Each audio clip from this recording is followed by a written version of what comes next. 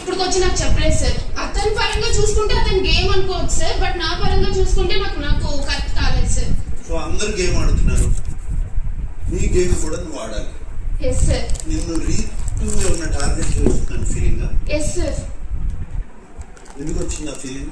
అంటే ఒకసారి కాదు సార్, మల్టిపుల్ టైమ్స్ కూడా. అండ్ శాండ్ బ్యాగ్ టాస్క్ లో కూడా వెళ్ళి ఫస్ట్ సుమనానికి వేస్తుంది సార్. అంతా అయిపోయాక సుమనన్న దగ్గర కూడా ఎందుకు శ్రీజతో పేరప్ అయ్యావన్నా వేరే వాళ్ళతో పేరప్ అవ్వాల్సింది అని మాట అడిగింది అంట సార్. సో నేను పవన్ తో కూడా డిస్కస్ చేసినప్పుడు ఎందుకు నాకు ప్రాబ్లమ్, తను నన్నే టార్గెట్ చేస్తుంది అని అనిపిస్తుంది, నావల్ల తీసేస్తుంది అంటే తను కూడా ఒక టైంలో అవును అట్లానే అని కూడా అన్నాడు సార్.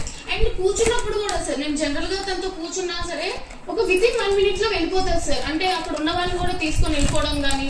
పవన్ కి సేవ్ చేసే అవకాశం వచ్చినప్పుడు సేవ్ చేశాడు. పవన్ చికెన్ తెలుసుకున్నప్పుడు ఎవరికి ఇచ్చాడు? అది కారణమై ఉండొచ్చు కదా. అడిగింది సార్, నీ వల్ల తను నన్ను టార్గెట్ చేస్తుందా ఏంటి, నీ వల్ల నాకు నచ్చట్లేదా తనకి అని చెప్పి పవన్ కూడా అడిగాను సార్. నేను టార్గెట్ చేస్తున్నావా? నో సార్, అస్సలు లేదు sir. I never felt sir. అసలు ఒక శ్రీజాన్ టార్గెట్ చేయాలని నేను ఎప్పుడు ఫీల్ అవ్వలేదు. మన దగ్గరికి వెళ్ళి శ్రీజాతో ఎందుకు పేరప్ అయ్యావు అని అడిగావా? ఎప్పుడు అడిగాను? ఎప్పుడు అడిగాను? తర్వాత రోజు నాకైతే నిజంగా అది గుర్తులేదు సార్. బట్ అడిగి ఉన్నా కూడా దాంట్లో తప్పేంటి? ఎందుకున్నావు, వేరే వాళ్ళతో ఉండాల్సింది కదా అని చెప్పి. ఉండాల్సింది కదా అని అంత మాట్లాడి ఉండని నాకు తెలిసి, ఇది అడిగినట్టు కూడా నాకు గుర్తులేదు సార్. ఇటు నీకు రాముకి ఒక ఆయుధం ఉంది, ఏదన్నా అడిగితే నాకు గుర్తులేదు.